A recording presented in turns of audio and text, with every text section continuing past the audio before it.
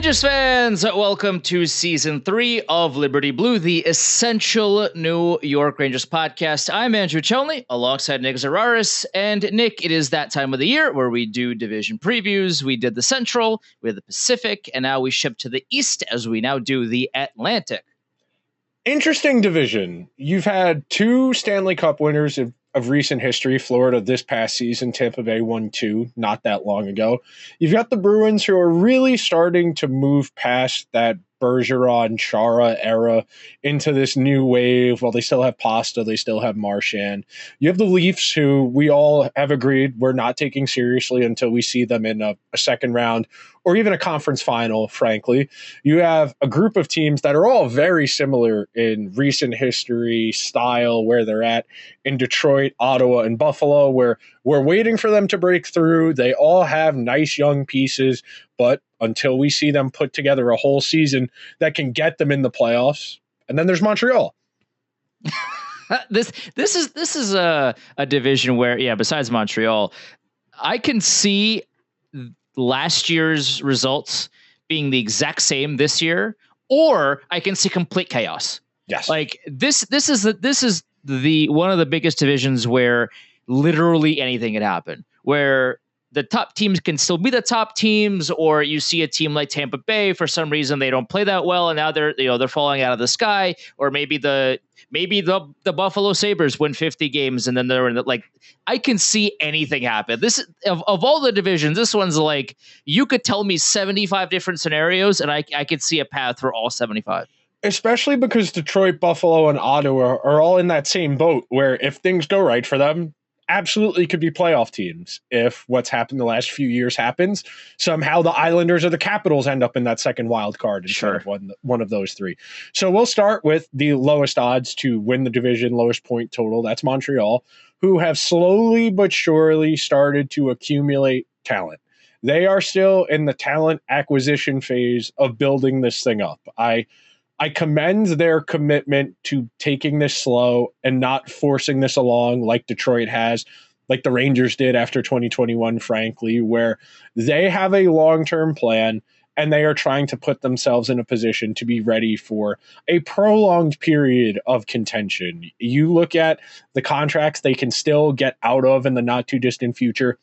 And Brendan Gallagher and Josh Anderson, that's almost $12 million more of cap space you're going to have. Future Rangers legend Josh Anderson to you. Josh Anderson, I don't know, man. At this point, I think Josh Anderson is as close to a cooked product as you're going to get. But the top 6 is decent. You don't know what you have in Line A or Kirby Dach, who didn't really play a lot last year. But on paper, it's a decent top 6. Their defense is where they've staked a lot of their organizational depth on. They don't have, currently Daily Faceoff doesn't have Logan Mailloux or David Reinbacher in their top 6, but both of those guys are presumptive future NHLers. Caden Gooley's been around for a few seasons. Lane Hudson we're waiting for, but should be a guy. Justin Barron has put together a nice season and a half at the NHL level. And then Arbor Xhekaj, Mike Matheson still hanging around as well. Sam Montembeault in net is fine, but until they start really integrating all of these young pieces in, we're still talking baby steps here. I would be genuinely shocked if Montreal was an 80, 85-point team this year. I agree. I mean, as I did for the other divisions, I have a pro, a con, and a question for each team. For the pro, they have a lot of up-and-coming young talent. This is a team that, like you said, they have really taken this slow, and they're not going to rush the process, which a lot of other teams have done. And it's a really bold decision to make, especially when you're in charge of the Montreal Canadiens. You're not in charge of Utah. You're not in charge of a smaller market team where you can kind of get away with it. You're in charge of one of, if not the biggest name brand in all of pro sports, the Montreal Canadiens. And to have the boldness to be like, that's great and all, but we're going to do this the right way. We're going to take young talent. We're going to develop young talent. We're going to build through the draft, and we're not going to make hasty decisions based off of one name or two names. They are doing this slow and methodically. That being said, they're not going to be any good this year. The blue line, is a work in progress. They still, like you said, like you mentioned, there's a few names that have the potential to be good down the line. I kind of don't think a lot of these guys that you mentioned will be good day one. And because of that, that's going to be a work in progress with growing pains, and there's going to be some issues defensively for them. And yeah, Sam Montembeault is fine. He's okay, but he's not that kind of goaltender that can take this kind of roster and turn them into a potential playoff threat of a team. So they're going to be one of the lowest winning teams in the division. But the steps are there. The direction is there. It's not like they're an old team that has money to the cap spending and they're just kind of not going anywhere. This is a young and upcoming team that will probably make noise 2-3 years from now. They've set themselves up for that, because when the old money comes off, they still have Carey Price, which they got to take care of. That'll be LTIR again, but they are making headway. And I think this year will be the first year in the steps towards progress, because you're going to put a bunch of these young guys into the lineup. You and I are both relatively confident in Marty St. Louis' approach to the way they've put that team together. I really like the way Marty St. Louis has coached in Montreal. I understand that doesn't lead to a whole lot of wins, but yeah, that's for a reason, because they're not a very good team. No, and he is putting those guys in a position to say it's okay to mess up. It's okay to make mistakes, and you're going to figure it out. And since we're all in the same boat on the same timeline, he's afforded the patience to coach that way. The front office has afforded the patience to assemble the roster this way. And this may not ultimately work out, which is kind of the lingering question of how do you go from being this to where the Devils and the Rangers are versus where Ottawa, Buffalo, and Detroit are. And Montreal is one bad free agent summer away from being exactly where Detroit is. But at the very least, you see the vision. You can't guarantee good results, but the vision is here. The direction is here. It's simply a matter of, will it all come together? And it's probably at least a year or two away from coming together to make a determination on that. Next up, in terms of odds to come out of this division, is the Buffalo Sabres, who have hung around in this middle class for a while.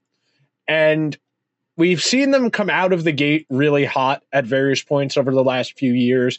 They have a few really nice pieces: Dylan Cousins, Tace Thompson, Alex Tuch, Jack Quinn.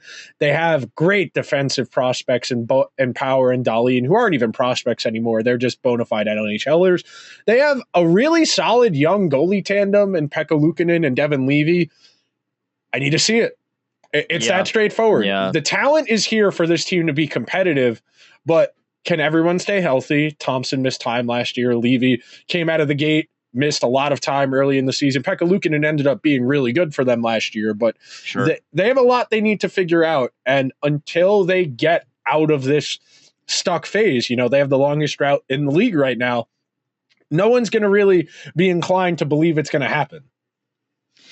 I really like for Buffalo their talent building now. They have the young pieces that could potentially push them over the edge into a playoff team. JJ Peterka, you still have Alex Tuch, who's, he's still in his mid-20s. Like Tage Thompson is 26, who didn't have, the 47 or 46 goal or whatever it was last year season, this past year, but he has the makings of somebody that could do it again. And you have Zach Benson, you have these other guys that could take this lineup forward wise and really inject that scoring that Buffalo has not had in a long time. You take away Middlestad, you bring in Byram. Okay, you bring in Owen Power. You bring in these guys on the blue line that are going to be stabilizing that defensive structure. And Levi and Pekka Luukkonen, as a tandem, I have faith in these guys. That's a solid pair. I understand, maybe some concerns with longevity, with how, can one of these guys play 55 games, 60 games, maybe some, injury concerns.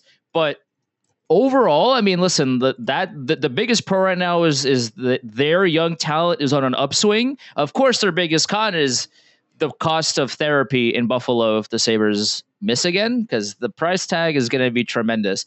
But, the question is, and I have in my notes here, I have to take an extremely long drag of a cigarette before I say this out loud is surely this is the year they make the playoffs, right? Like I was high on them a couple of years ago until they kind of flamed out, and I can see it. I'm not saying that they're a lock to make it. I don't, a lot of things can happen, especially in this division, like we talked about. But I can see it. I could see a path where they finally break through and make it to the playoffs. Will they be a major threat come playoff time? I don't know. I kind of want to wait to see what they do at the deadline. If they are a playoff team, if they're buying, that's going to be a really interesting team to keep an eye on. But if things go well for them, I think they can make it in. One last thing I wanted to touch on with Buffalo is they did put a lot of work into their bottom six this year. They traded for Ryan McLeod. They spent money on Obey Kubel. They spent a lot of money on their bottom six. They Benson, McLeod, Greenway, Lafferty, Ube Kubel. They spent real money over the last year and a half to put into their bottom six with the idea of we're going to get fast. And you and I are proponents of this. We would rather our bottom six be able to cycle, forecheck, and really play as opposed to chasing the mythical, if we're big, we're going to be physically imposing and other teams are going to scare us. When you have functional bottom six, even if they're not the most functional offensive players, you get zone time, you play less defense. That has a trickle-down effect that helps the rest of your team. It's something the Sabres should get credit for. And I agree with you. If things break right for them, this is a playoff team this year. The things haven't broke right for the Sabres since Chris Drury was on the team, and that was 15, 16 years ago at this point. That streak has to break eventually. Like, eventually it has to. I think this team is, on paper at least, too good to have everything go wrong for them for the 15th year in a row. Like, eventually things will go right. The 17 million posts and shots that should have went in but just barely missed the net, some of those are going to go in for them this year. I think luck is going to break their way. Whether that translates into a playoff spot, we'll see. But I do think they're going to be a little bit more lucky now, this year than they have in the past. Agreed with you there. Next up, the second team in this group of teams that we can't really get a handle on.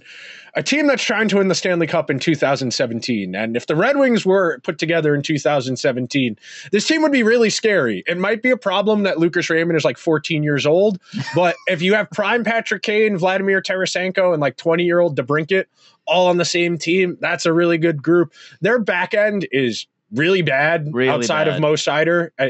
Gustafsson is fine. Oli Mata is fine. But Ben Sherratt, first pair in 2024 is insane. Yeah.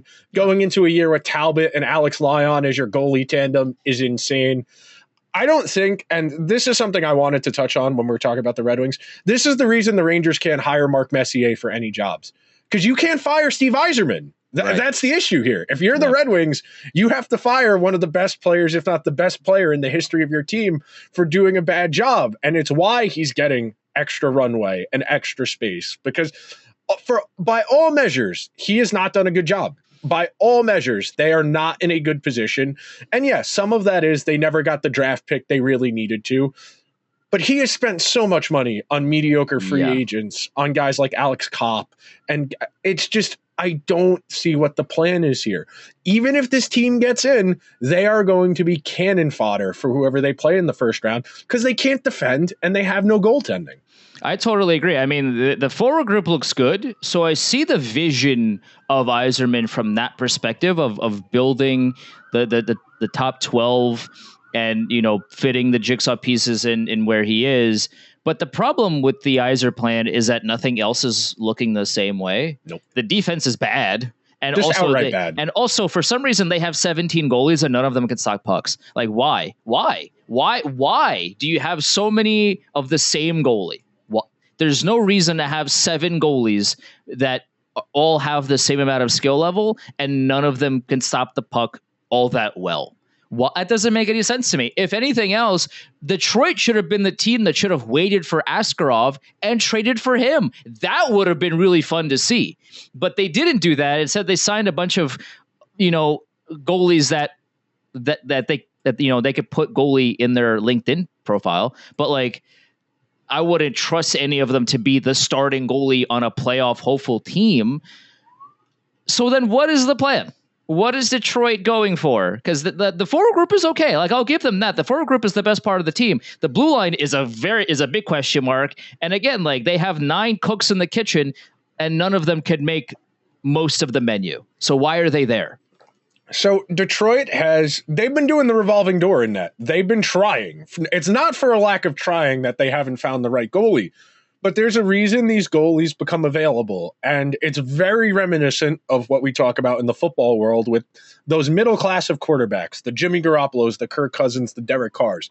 They're not good enough to win you a Super Bowl, but they are good enough that in the regular season, they will get you to the playoffs. They will give you just enough hope to get your hopes up and say, okay, well, we can't let this guy leave. If we let this guy leave, we're going back to square one. And that's how you end up overpaying for a mediocre quarterback. It's how you end up overpaying for a mediocre goalie. All you got to do is stitch together 2 good seasons, and you get that 5x5.5 contract that every decent goalie gets. And goaltending especially is not very sticky from team to team. Cam Talbot was on a really good defensive team last year. The Kings were not great, but they were strong defensively and they played good team defense. This Detroit team plays no defense. Their entire plan is to outscore their issues. This is a homeless person's version of what the Oilers are going to do this year. At least the Oilers, they have McDavid, they have Draisaitl, Hyman, Nugent-Hopkins, Jeff Skinner, Arvidsson. We've got DeBrincat, Lucas Raymond, and then Old Man Kane, Old Man Tarasenko. They're going to score a lot of goals. They will be in the mix, but this will be a fun team to watch. I would not want to watch this if this was my favorite team, because every single game would have an impending doom sense of, damn, one odd man rush going back the other way, and this is a tie game again. You have no My biggest question for the Red Wings is, can they win every game 8-7? Because that's what it's going to take. That is really what it's going to take with that blue line, with that goaltending. Okay, well, Patrick Kane, you want to sign in Detroit? You want to show everybody that you're still Showtime Patrick Kane? Okay, fine. Go score a hat trick every night, because that's what it's going to have to take. I can't wait for a 3rd straight year of Ranger fans complaining about them not bringing back Patrick Kane. It's going to be a lot of fun when we're in December and he has a cherry pick goal against Ottawa and, Kakko can't do this. Well, no, but it's not like it would have made a difference. Next up, the 3rd in this perpetual class of underachievers, the Ottawa Senators, who, and I said this to one of my friends who's a Senators fan the other day, if Ullmark doesn't play, 905 goalie, I think we might have to have serious talks about just moving the team, because they have tried, I want to say 5 to 10 different goalies since Craig Anderson retired, and not a single one of them has been decent. Like, if Ullmark can just be average, they should be a playoff team. That is asking a lot when you look at the way Ottawa's gone the last handful of seasons. There is talent on this team. We are both very high on some of the guys on this team. Sure. Brady Tkachuk is one of the best power forwards in the league. Tim Stützle looks like the best person from that draft, the Lafreniere draft class. Giroux had a career high in goals last year at 33 years old. Batherson and Josh Norris are really solid. Shane Pinto is laid off of FanDuel, so he should be back and play a full season and be effective. You've got Sanderson. You've got Shabbat. You have enough talent here to be competitive. Can you do it, though? That's the thing. We've been waiting for it for a while now. All of these young guys look like players. Can you actually win games, though? Yeah, I mean, the biggest pro for them is, well, they have an NHL caliber goaltender now, probably, I think, hopefully, for Ottawa's sake, hopefully. The biggest con for them is their 4th line will never score a goal, ever. Their 4th line will never, ever produce any sort of offense ever. Currently, according to Daily Faceoff, their projected 4th line is Noah Gregor, doesn't score any goals, Zach Ostapchuk, who doesn't provide a whole lot of offense as of right now, and Zach McEwen doesn't score goals ever and will just pretty much spend the entire game in the penalty box. So, like, their 4th line is not going to do anything remotely helpful to the overall score of the hockey game. So now what? Okay, like I like a lot of their top 6. I love Brady Tkachuk. I really like Claude Giroux, especially like he's now kind of the OG on the team. Like he's had this role for a couple of years now, but he's also not only the OG on the team, he's also really good at hockey. Like that first line with Stützle is a really, really solid first line. Hopefully Stützle does some things defensively and also maybe stops complaining a little bit. That'd be nice. But that's a really solid first line. The defense looks better than it did in recent years. I mean, Zub has went from public enemy number one in Ottawa to all of a sudden, essentially overnight, kind of becoming a reliable defenseman, which is a great arc for him. I think it's something that is very commendable, and I would like more players to do that.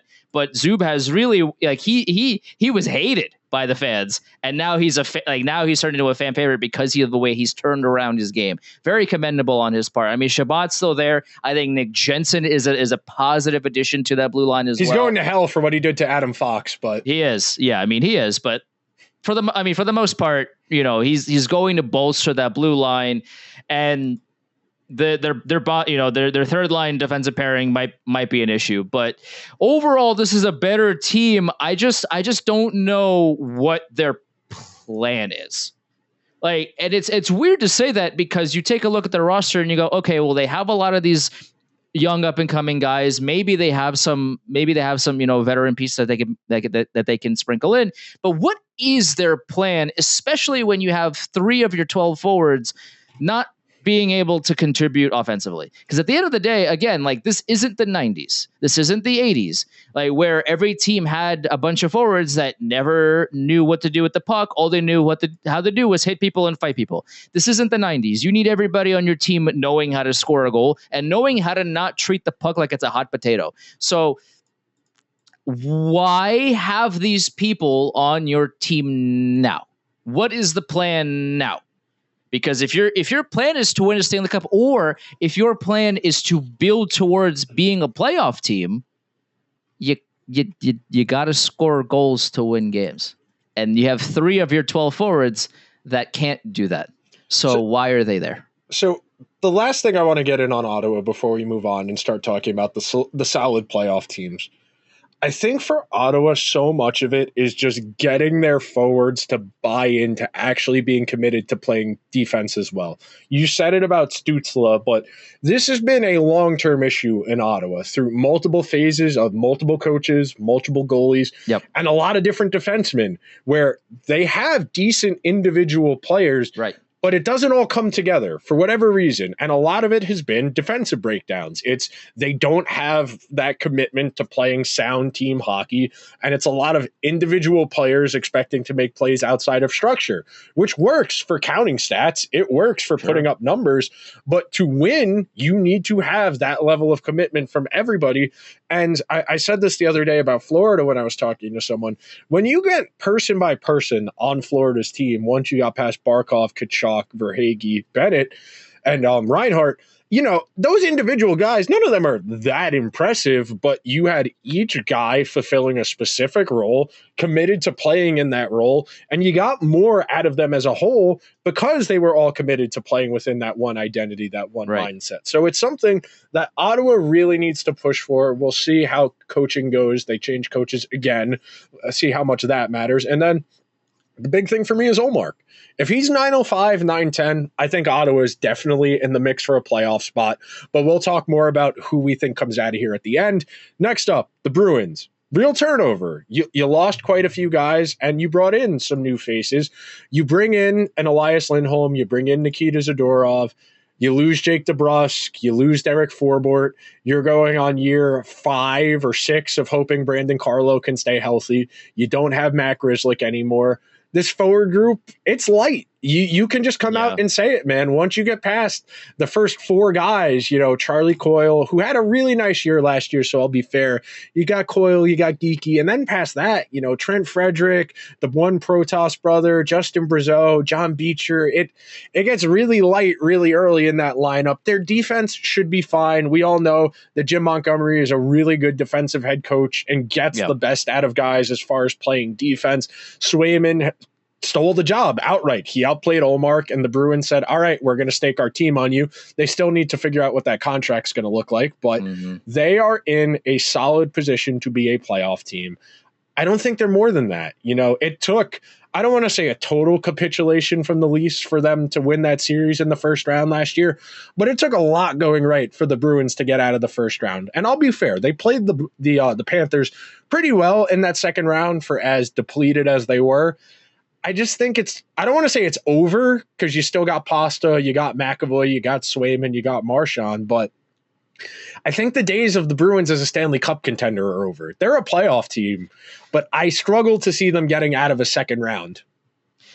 The biggest problem for me is that they look like a flimsy team on paper, but they're probably going to win 50 games anyway because it's Boston. And just like last year, yeah. Because of how structured they play, I don't want to say it doesn't matter who's playing for them, but it almost kind of doesn't. It's the Mark Donk and Buzz Flibbit tweet of you don't know who half these people are, but then you look and Boston's second in the division because they just keep winning games.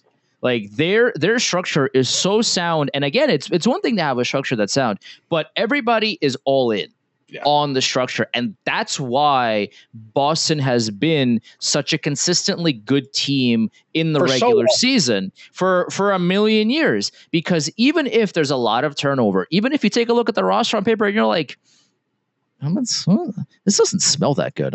Is this expired milk? What's going on? And then you take a look, and it's you take a look at them, in January, and they're on an 8-game winning streak, and they're second in the division again. It's this team kind of defies all logic of looking at the roster and seeing if they're going to be good or not. This team is going to be good because of how much they trust the team structure.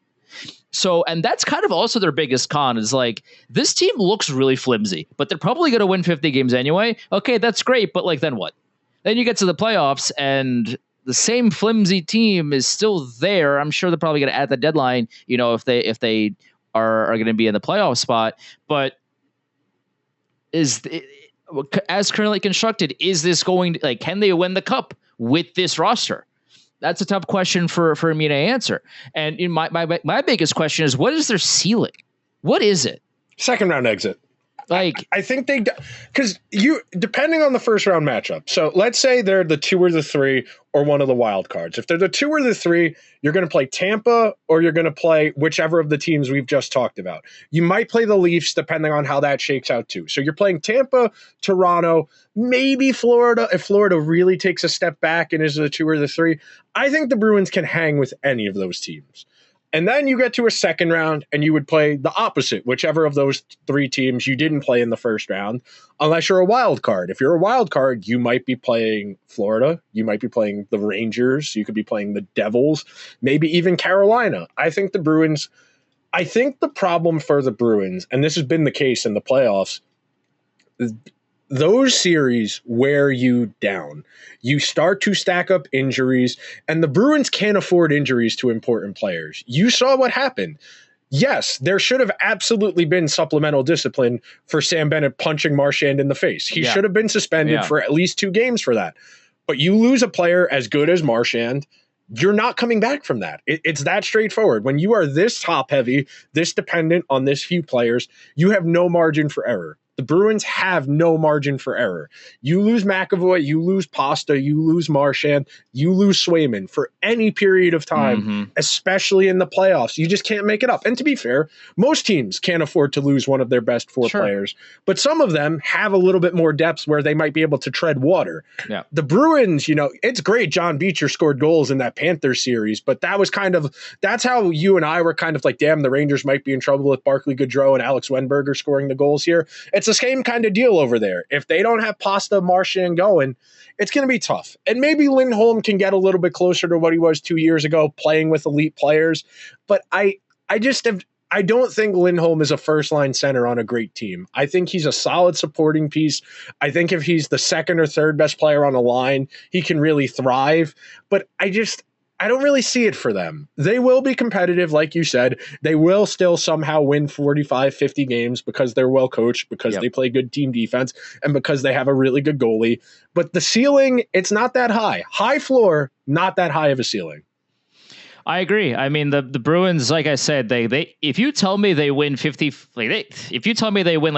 games or 41 games, I'll be like, yeah, I can see it. Yeah, that's 100%. Moving along, I was very surprised when I was putting together my notes this morning to see the odds makers had Tampa Bay ahead of Boston. And I agree. It's only a half. It's 450 and 500, 4.5 to 1, 5 to 1. But I was a little surprised to see Tampa Bay ahead. I assume that's a a legacy type deal that Tampa Bay historically has been a little bit better. But we're getting into the last dance stages of the Tampa dynasty now. If Vasilevsky is healthy and looks a lot better than he did, which he should, the further you get removed from a major surgery, the better you look typically. If Vasilevsky's 9-10, 9-15, Kucherov will be 100 points, Gensel will be close to 100 points, Point will be close to 100 points.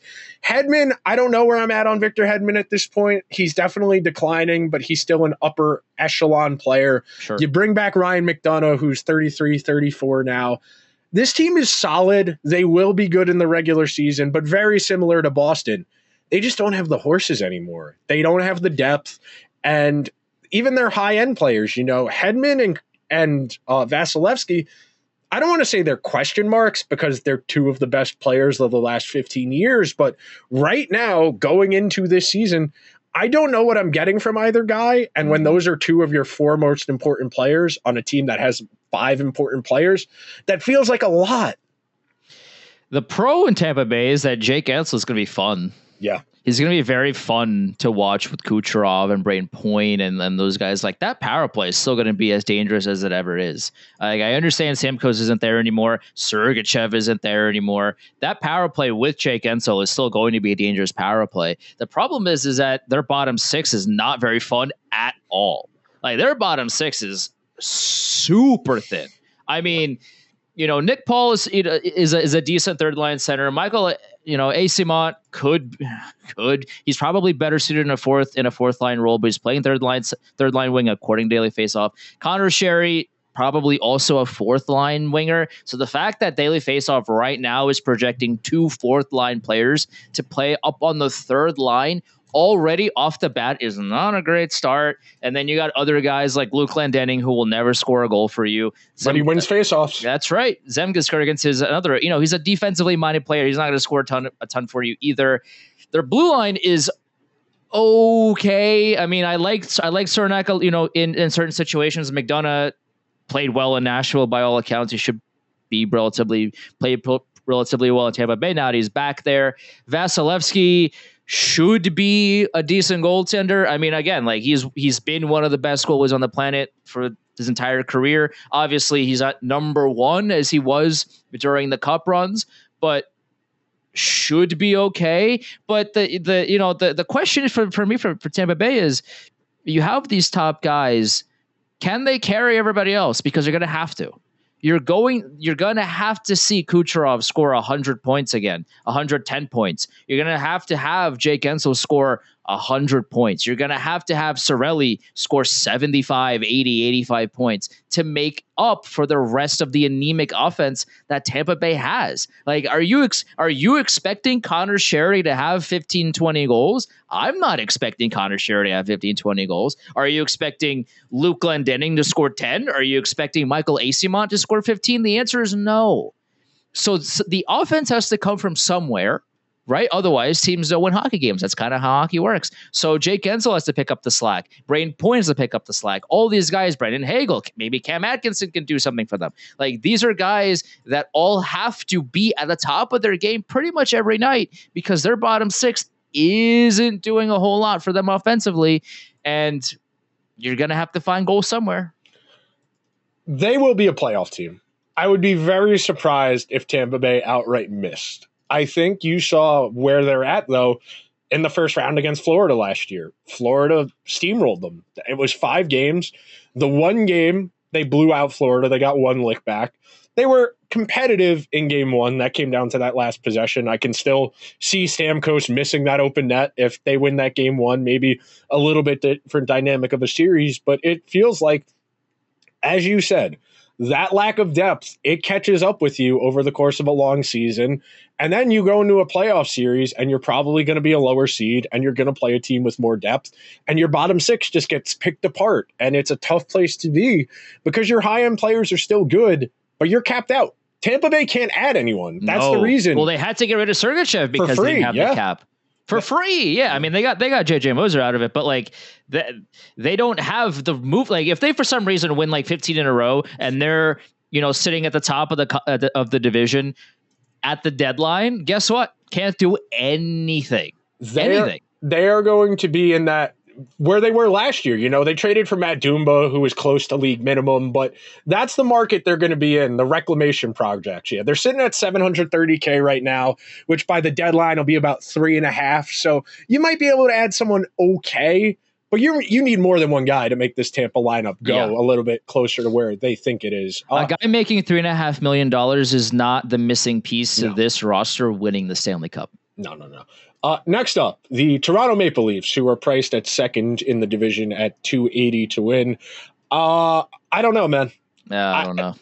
They got to figure out the Marner thing, which is kind of lingering over this entire season. They are going into the year with Joe Woll and Anthony Stolarz as their goalies. 35-year-old Chris Tanev is going to be expected to play as many games as he can before the wheels come off. Your second pair is OEL and Timothy Liljegren.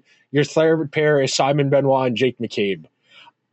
Your third line is Max Domi, Cale Yarncroc, and Pontus Holmberg. You're expecting Matthew Nyes and Bobby McCann to play top six roles.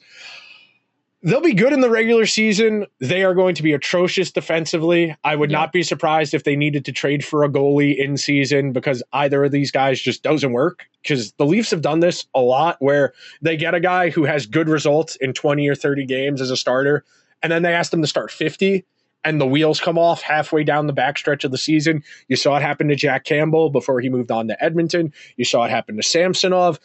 You can't do that. Tandem goalies are tandem goalies for a reason. The Leafs refuse to adjust because of the way their roster is set up, because of the way their money is set up. They will continue to try and manufacture goaltending through good possession play. And in the regular season, that's fine. In the playoffs, that lack of depth, that lack of goaltending, you're going to get outplayed. The pro for Toronto is that Austin Matthews is going to score 1 million goals. So he's going to be very fun to watch. This is going to be a fun team as they have been in years past to keep an eye on. Now, maybe if you're a Leafs fan, maybe a little bit less fun because you are so frustrated at this point that watching this team might be, a case somewhere in some mental house. This is tough. And the con for them is, they've tried the same experiment 99 times. Yep. And they have failed 99 times. The problem is that they've gotten the same result, and then they said, what if we try it again? What if we try the same thing where we failed year in and year out with the same formula, and what if we try it again? And guess what's the quote is, if you try the same thing over and over again, expecting a different result, then you that's insanity. Yeah, that's insanity. It's like you've understood that the top, some of the top guys in Toronto come playoff time on your roster cannot score in the playoffs or early on. Maybe it's because of stress or because of, the hanging quote unquote curse that's on the franchise that they're feeling the pressures of, or what have you, the goaltending issues that they continue to have year in and year out, despite not addressing it at all. Hopefully now, again, like my hope is that everybody is healthy. And if Woll is healthy, by all accounts, you look like a solid goaltender. So if he can be healthy, if he could play 50, if you can make Joe Woll play 55 games and him be healthy and not have the wheels fall off, this is going to be a solid team. The question that I have is like, okay, well, you've tried this for the past 20 years and it has failed for 20 years. Hopefully the 21st attempt is going to work for you. I don't know. It's they're a tough team to predict because, we expect injuries to not happen. We hope they don't happen. We hope everybody has, healthy and sustainable long careers. Like, obviously we don't hope for people to get hurt. We've seen the track record in Toronto. We've seen goalies get injured. We've seen them struggle because they get asked to do too much and play too many games in a row. We've seen this script before. So reading it again, we're all in the writer's room reading the script and we're like, but we've done this before. We know how this ends. Why are we redoing the same plot? And that's what Toronto seems to be doing. Maybe it works out for them again. Who knows? But I feel like we've been saying this every year since 2004. eventually got to change something. There's an old saying in Tennessee, I know it's in Texas, probably in Tennessee, that says, fool me once, shame on you. Fool me, you can't get fooled again. That was the 41st president of the United States. Yes, we can't get fooled again. Yeah. We're doing this again. We're doing the tandem goalie going up to 55 starts. You hope he doesn't get hurt. If he gets hurt, you are SOL entirely. Entirely. The Leafs are entirely contingent on 6 guys. This is the better version of what the Lightning are doing. You know, once you get past those first 4 guys, your starting goalie and Morgan Riley, who, God bless him, he's never been great at defense, but him and Tanev is a very flimsy first pair. In theory, great. If they actually play like 55, 60 games together, I would be shocked. That's not the way sports work, unfortunately. When guys are... Of course, my biggest question for Toronto is how does this affect the Leafs? Because, of course. Until I see them really make a push, they are screwed. And look, is there a funny version of this where their season gets entirely derailed and they talk themselves into trading Mitch Marner for like Shea Theodore and some forward on the Golden Knights? Yes, there is. There is a world where the Leafs, instead of giving Marner the long-term extension, use a bad start to the season as a parachute to try and remodel the roster on the fly. And as we all know, based on how Brad Treliving's roster remodelings have gone, I'd be very scared to see what that next version of the Leafs looks like. I was going to say no better person to give a remodel to than Brad Treliving. He's got a spotless record of doing that in his past stops. Okay, last up, defending Stanley Cup champions. They won the division last year. Perennially a serious contender now. They have identified a handful of core players, and they have done a masterful job of tinkering around the edges and slowly but surely putting better players in certain positions. And the thing with Florida, they find guys who are really good at one thing, and then they say, just do that. Yeah. When you look at some of these depth players, whether it's Evan Rodriguez, whether like this past season, it's someone like Oliver Ekman-Larsson, just do what you're good at. We're not going to ask you to do stuff you can't do. And look, Florida's had some turnover. You know, they've turned over almost half of their defense.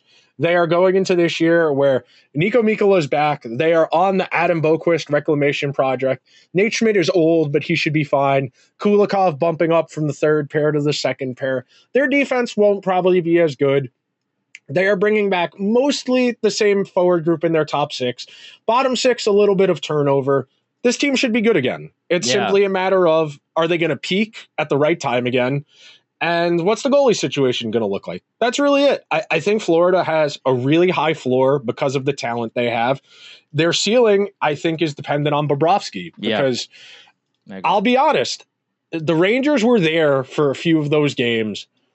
But as soon as Bob kind of dialed in and it was, damn, we're going to need to score 3 if we want to win every night, really quickly I started to realize the Rangers were not going to score 3 on Bobrovsky every game, and it reached an inflection point. And you still don't know whether or not Spencer Knight is going to be back in the mix or not, coming off of last year where he didn't play a lot and was working through some personal things to be ready to play again.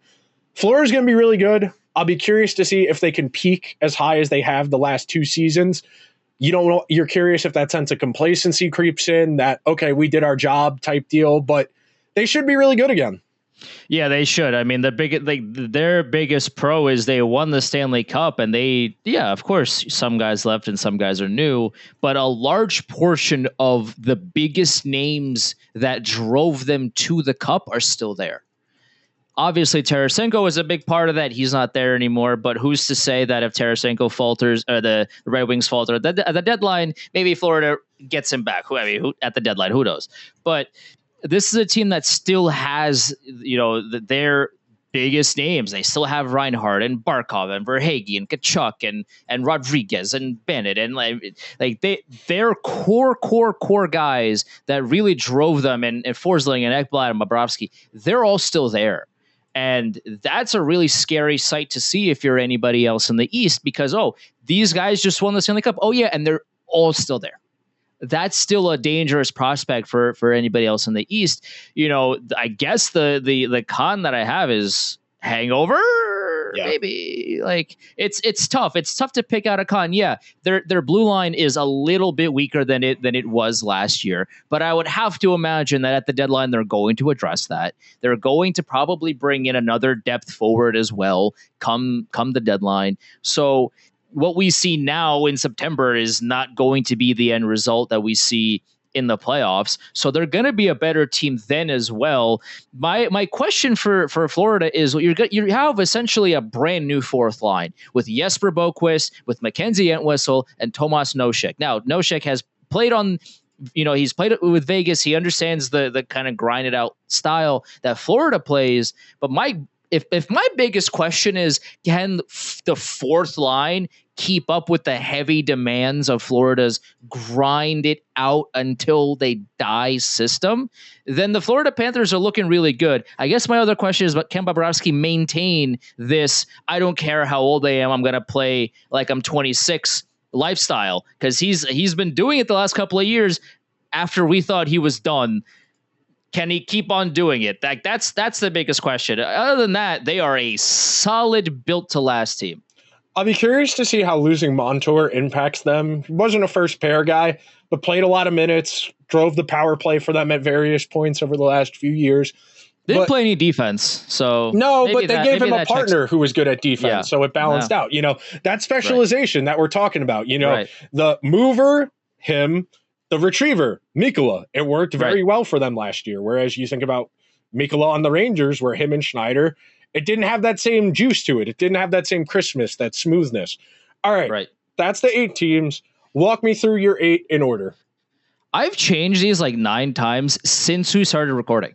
Okay. Because this is the kind of, like we talked about in the beginning, this is the division where I could see 50 different variations of the division happening, and they all make sense. So I'm not super sold on how I have it right now. I could change this in an hour again. Like I could text you and be like, hey, by the way, the graphic that you're gonna make, I need to change it because I've thought about it some more, and actually I see it this way. So Avalanche fans were really mad at me the last episode that we did because I didn't like the way their team was constructed. I thought my bold prediction was they're going to miss the playoffs. I can't wait to see who I piss off in this episode now, but like I'm way more flimsy about these standings that that I can change at any moment in time as of right now. But for number 8, I have Montreal. 7, I have Detroit. I just their goaltending is so bad. I just don't see how they win games with that defense and that goaltending group in mind. 6, I have Ottawa. 5, I have Buffalo. 4, I have Tampa Bay. 3, I have Toronto. 2, I still have Boston. Like, I just think they're still going to win 50 games, regardless of who they have. And number 1 is going to be Florida. I have Florida 1. I have Boston 2. I have Toronto 3. I have Tampa 4. I have Buffalo 5. Ottawa 6. Detroit 7. Montreal 8. As you said. Oh, so we have the same prediction. Look at that. As you said, as we both said, there is a lot of potential in this division for any of these teams to make something happen. It won't take a lot because the one thing that happens in divisions like this, they all beat up on each other, which keeps the standings close, which may help teams in the Metro if they're pushing for a wild card, but it will keep this division close standings-wise when Detroit, Buffalo, and Ottawa all take turns beating each other, and that will keep that last spot in the mix. I agree. I think Boston, their floor being higher leads me to believe they will have a better regular season than Toronto, though I think Toronto probably has a higher ceiling, especially in the playoffs. Come playoff time. Just because of the high-end talent. But when you're in a playoff series, all you need is Matthews to go crazy for a few weeks. All you need is Marner or Nylander or even Tavares to get a little hot. And all of a sudden, Toronto looks crazy for a week or two. They get out of the first round and... Yeah, that's the thing. Boston, as currently constructed, is better built for the regular season. Toronto, as currently constructed, is better built for the playoffs. I would agree with you in that respect. And I think Tampa, Buffalo, Ottawa, maybe even Detroit, they probably finish within 5 to 10 points of each other. Like that's gonna be tight. That's going to be really tight. Maybe Tampa Bay has a little bit of a bump just because of all the top guys that we listed that teams like Buffalo, Ottawa, Detroit don't have. So maybe if Kucherov has a 120-point season, that like Tampa rides that and they get a little bit of a cushion from these other teams. But I can see Buffalo scrapping. I can see Ottawa scrapping. I can see Detroit scrapping. I'm not a huge believer in Detroit based off, like we've talked about their defense and their goaltending, but I could see it happening. If there's a yellow brick road in which if the Red Wings walk down and use to get to their destination, they could make it. I could see it, but it's going to be a dogfight in Atlantic. It's one of those. This is the hardest division I think to predict, because you could tell me Buffalo. You could tell me that like Devin Levi could be a Vezina caliber goaltender, and I'll be like, yeah, okay, I see it. Or Levi gets hurt, Luukkonen is okay, and the Sabres flame out again. Yeah, okay, I could see that. Like anything can happen in this division, and that's why you got to watch the games. That's why I love the sport, man. All right, the last question I have for you: does Buffalo end their drought or no? Oh man, see. I kind of think they do, but the counterpoint to what to my literal prediction that I gave 3 seconds ago is, okay, well, if 5 Atlantic teams make it, then only 3 Metro teams are making it, which I don't believe either. So if Buffalo makes it to top 4, yeah, they will. Like if they beat out Tampa Bay, they're making the playoffs. But are they like? That's such a difficult call to make. I don't know, man. I'll say boldly they will, but man, I'm not. I can be swayed either way. I don't think they're going to make the playoffs. I think the 4 teams ahead of them are a lot more defined, whereas Buffalo is banking on guys to keep taking steps and guys who haven't had steps to take before actually taking those steps. So a little more volatility. But I can also see Buffalo being one of those teams that's like, I don't care about that, and just making it anyway. Like absolutely on the table. They could have those kinds of personalities in the locker room that are just like, oh, we haven't been here before, but we don't care. We don't care, or we're gonna shove it in your face that we don't care, and we're gonna keep winning anyway. I could see that in Buffalo, especially because they haven't made the playoffs since the Bush administration, I think, right? So like they haven't tasted it in such a long time that they are like this. If any team is going to break out of that, I think it's this Buffalo core. Now, will they go far in the playoffs if they make it? Probably not, but I could see them being so angry and so fed up, especially the young guys that have been there for a while, or even some of the young guys that haven't been there for a while. Like they could have the attitude of, oh, I'm new here, I haven't had the taste of failure in my mouth, and you know what? I don't want it in my mouth because we're gonna make the playoffs no matter what. I can see that happening in Buffalo. This Atlantic division is pure chaos. It's going to be fun. It was the most competitive last year. Detroit, Ottawa, and Buffalo were all hanging around a lot longer than any of them had any business to, and no one wanted to win that second wild card spot. Yeah. It's how we ended up playing the Capitals in the first round last year. It was by default. Yeah. The Caps and the Flyers and some other teams. It was that SpongeBob meme of you take it. You take it. Oh, you can have it, and then the Washington just ended up in the lucky spot of getting swept by the Rangers. Like nobody wanted that spot. It was it was a fun time to be a hockey fan, because you had like 4 teams and all of them were just like, nah, I don't really feel like it right now, and they just proceeded to keep losing. All right, that'll do it for the Atlantic Division preview here at Liberty Blue. If you could be so kind, please subscribe to the show. Wherever you get your podcasts, throw the show a 5-star review if you're on Apple or Spotify. If you're watching over on YouTube, hit the subscribe button, hit the alarm bell so you get notifications whenever new content goes live. Give us your prediction. Let us know how you think the Atlantic Division is going to shake out in the comments. We will be back next week to tackle the Metro. The week after that, Ranger-specific preview. And by then, we'll have had some preseason games to talk about. So we'll talk to you guys next week. Later.